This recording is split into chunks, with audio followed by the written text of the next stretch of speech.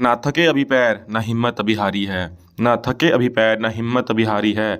हौसला है जिंदगी में कुछ कर दिखाने का, इसलिए सफर अब भी जारी है। नमस्कार दोस्तों, स्वागत है आप सभी का आपके अपनी चैनल बेसिक नॉलेज में। जी हाँ दोस्तों, आज हम लोग इसमें देखने वाले हैं सोशल साइंस का टॉप 40 ऑब्जेक्टिव क्वेश्चंस। जी हाँ दोस्तों, और इससे आप लोग पहले कल सब्जेक्टिव क्वेश्चन दिए हैं 2 वीडियो, उसको तो जरूर देख लीजिएगा।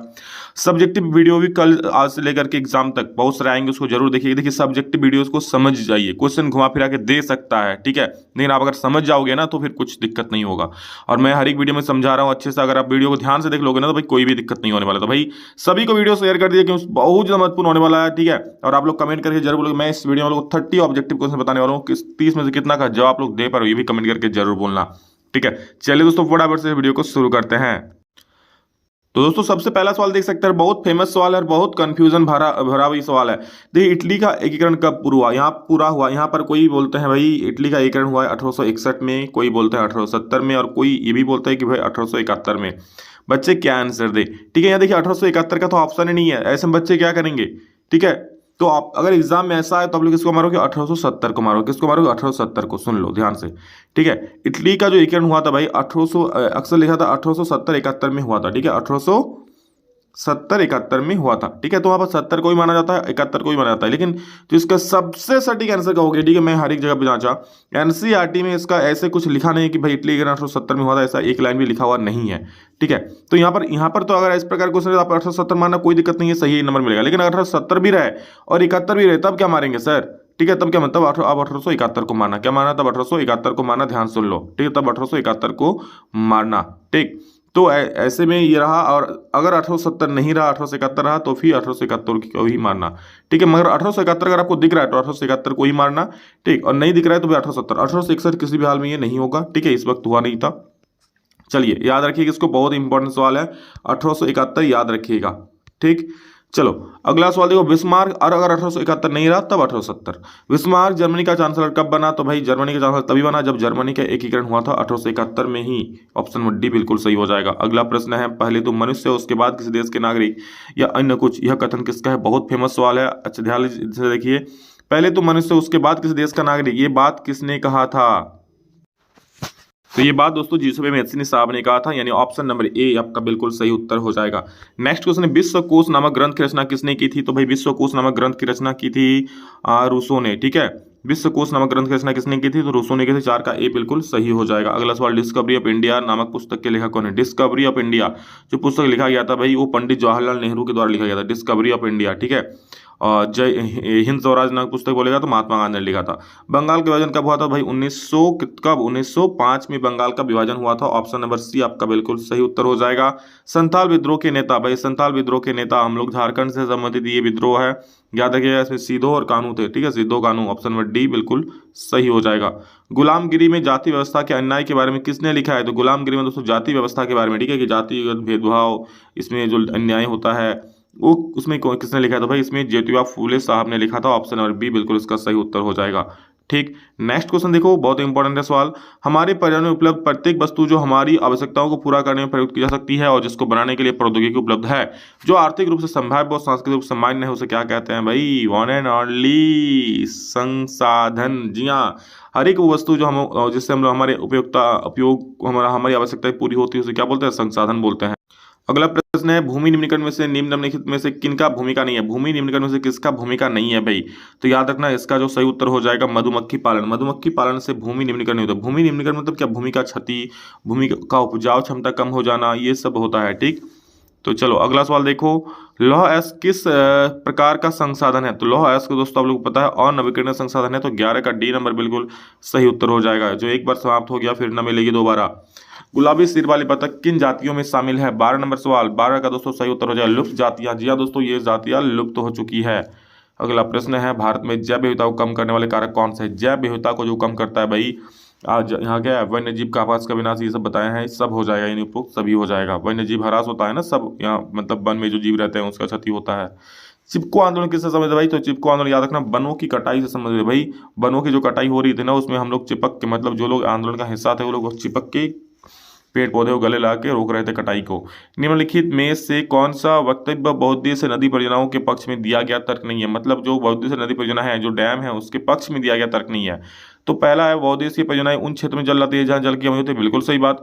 बहुउद्देशीय परियोजनाएं जल बहाव को नियंत्रित करके बाढ़ पर काबू पाती है, बिल्कुल सही बात है भाई, बाढ़ को भी रोकती है क्योंकि जल को रोक के रखता है डैम सब।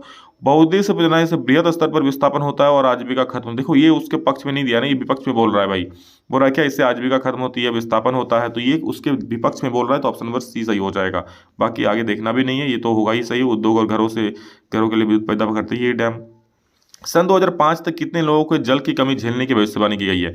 सन 2005 तक दोस्तों याद रख लेना, जी हाँ, 20 करोड़ लोगों के जल की कमी झेलने की भविष्यवाणी की गई। कौन वाली पानी? पीने वाली पानी, क्योंकि ऐसे तो भाई बहुत पानी है।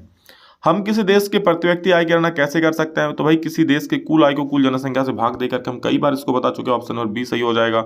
अगला प्रश्न है सतत विकास का उद्देश्य क्या है? सतत विकास का अर्थ है विकास वर्तमान के लिए एवं आने वाली पीढ़ी दोनों के लिए, इसी को बोलते हैं सतत विकास या सतत पोषणीय विकास। Got it?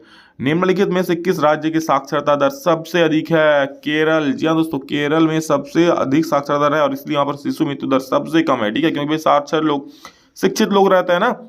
यदि एक देश के प्रति व्यक्ति 500 जनसंख्या 5000 है तो इस देश की कुल आय कितनी में से कौन होगी? भाई 500 व्यक्ति है, 500 रुपया पर व्यक्ति का आय है, टोटल व्यक्ति 5000 है तो गुना कर दो, ठीक है, कितना आएगा? 5 × 25 लाख हो जाएगा। That is option number A. अगला प्रश्न है निम्नलिखित में से कौन से क्रियाकलाप द्वितीय क्षेत्र में कौन आता है? भाई विनिर्माण उद्योग। कौन सा है? देखो, इस क्षेत्र में वस्तु के स्थान पर सेवाओं का उत्पादन नहीं है, तो तृतीय उद्योग का होता है सेवा क्षेत्र। प्राकृतिक उत्पादों को विनिर्माण के द्वारा बदला जाता है। वस्तुओं का प्राकृतिक संघ के दोहन द्वारा कहता है कि इसके अंतर्गत हो प्राकृतिक उत्पादों को विनिर्माण के द्वारा बदला। जी हाँ, विनिर्माण उद्योग ही तो होता है भाई द्वितीय क्षेत्र ना, तो ये हो जाएगा ऑप्शन नंबर बी। प्रचंड बेरोजगारी का मतलब ऐसी स्थिति जहां लोग क्या नियोजित है लेकिन क्या उत्पादकता शून्य है। 22 नंबर इसका सी बिल्कुल सही हो जाएगा। मतलब लोग काम तो कर रहे हैं, ठीक है, दिख रहा है कि वो काम कर रहा है, बट कुछ इफेक्टिव काम नहीं हो रहा है। जैसे मान लो खेत में 4 आदमी काम कर रहा है, 2 आदमी काम है, बाकी 2 आदमी जस्ट लग गया, लोग कुछ काम नहीं है इसलिए, तो उसको भाई प्रचंड बेरोजगारी ही बोलेंगे। 14-15 वर्ष के आयु के स्कूल जाने वाले कुल बच्चों का उस वर्ग के आयु बच्चों के 7% क्या कहलाता है भाई? तो 23 का दोस्तों सही उत्तर हो जाएगा क्या? देखो 14-15 वर्ष की आयु के स्कूल जाने वाले कुल बच्चों का उस वर्ग के कुल बच्चों के 7% क्या कहलाता है? तो 23 का देखिए क्या बोल रहा है, इसको बोलता है मतलब जो स्कूल जा रहा है निबल, तो इसका सही उत्तर हो जाएगा निबल उपस्थिति अनुपात। ठीक है, क्या हो जाएगा भाई? 14-15 वर्ष के जितने स्कूल जा रहे हैं बटे कुल बच्चों की संख्या, तो ये हो जाएगा निबल उपस्थिति अनुपात। अगला प्रश्न है विक्रेता अथवा दुकानदारों द्वारा उपभोक्ताओं का शोषण किया जाता है, मिलावटी वस्तुएं देकर, कम वजन देकर, अधिक कीमत लेकर। भाई सभी हो जाएगा, ठीक है, तभी तो उपभोक्ता का शोषण होता है, सब कुछ करेगा तभी तो। सत्ता की साझेदारी की क्षैतिज वितरण के अंतर्गत कौन सम्मिलित? क्षैतिज वितरण में दोस्तों आ जाता है क्या? विधायिका, कार्यपालिका और न्यायपालिका। ऑप्शन नंबर सी सही हो जाएगा। और ऊर्ध्वाधर वितरण में क्या आता है? ऊर्ध्वाधर वितरण में आता है केंद्र सरकार, राज्य सरकार और स्थानीय सरकार। याद रखना, बहुत इंपॉर्टेंट है, एग्जाम पूछ सकता है। सामुदायिक सरकार किस देश से संबंधित है भाई? सामुदायिक सरकार जो है भाई कौन सा देश से संबंधित है? 26 का क्या हो जाएगा? 26 का ऑप्शन नंबर आप लोगों का बी, आई थिंक बेल्जियम। बिल्कुल ऑप्शन बी बिल्कुल सही होगा, बेल्जियम। मैं आपको पहले भी बता चुका हूँ, ठीक है। नेक्स्ट क्वेश्चन देखिए क्या बोल रहा है, सत्ता की साझेदारी से के ऊर्ध्वाधर वितरण से निम्नलिखित में से कौन संबंधित है? सत्ता की साझेदारी के ऊर्ध्वाधर वितरण से कौन संबंधित है इनमें से? ठीक है, तो अभी बताया मैंने कि ऊर्ध्वाधर में आता है केंद्र सरकार, राज्य सरकार और स्थानीय सरकार। ठीक, इनमें से कौन संघ सूची के विषय? संघ सूची मतलब संघ सूची देखो ऐसा भी सब्जेक्ट में भी आ सकता है। संघ सूची ऐसा सूची होता है जिस पर कानून बनाने का अधिकार केंद्र सरकार को होता है। ठीक है, जिसमें जो विषय होगा उसमें पर कानून कौन बनाएगा? केंद्र सरकार बनाएगा, उस पर राज्य सरकार का कोई हक नहीं होता है। तो इसके अंदर आता है प्रतीक्षा, विदेशी मामले, बैंकिंग, ये सारे चीज आ जाते हैं। ऑप्शन नंबर बी बिल्कुल सही हो जाएगा। और आगे देखेंगे दोस्तों 29 नंबर, भारत की अनुसूचित भाषाओं में झारखंड की कौन सी भाषा शामिल है? तो भाई मैथिली जो भाषा है, भारत की जो 22 अनुसूचित भाषा है ना, जो कि 8वीं अनुसूची में रखी गई है, उसमें मैथिली भाषा को शामिल किया गया है। और अंतिम सवाल है दोस्तों, निम्नलिखित में कौन सी चुनौतियों का लोकतांत्रिक शासन व्यवस्था को सामना करना पड़ता है? मौलिक अधिकार बढ़ाने की चुनौती, मौलिक अधिकारों के विस्तार की चुनौती, मौलिक अधिकारों को सशक्त बनाने की चुनौती, और इनमें से सभी। भाई एक तो एच बनता है। ठीक है, मैं आपको ट्रिक भी बताया हूँ, इस प्रकार के सवाल का जवाब कैसे देना है, तो कमेंट करके जरूर बोलना, सभी का सभी। और भाई अगर अच्छा लग रहा है ना, प्लीज़ सभी को शेयर करना ताकि सभी बच्चे देख पाएँ, ठीक है, और सभी को लाभ मिले। ठीक है, अभी तो शेयर कर दो। एंड लव यू ऑल दोस्तों, मेरे सारी शुभकामनाएं आप सभी के साथ। एग्जाम बहुत बढ़िया जाएगा, बस इस प्रकार से मेहनत करते जाइए। ठीक है, चलिए लव यू ऑल दोस्तों, thank you all of you. अभी कल फिर नेक्स्ट जल्द मिलेंगे, तब तक के लिए जय हिंद, वंदे मातरम।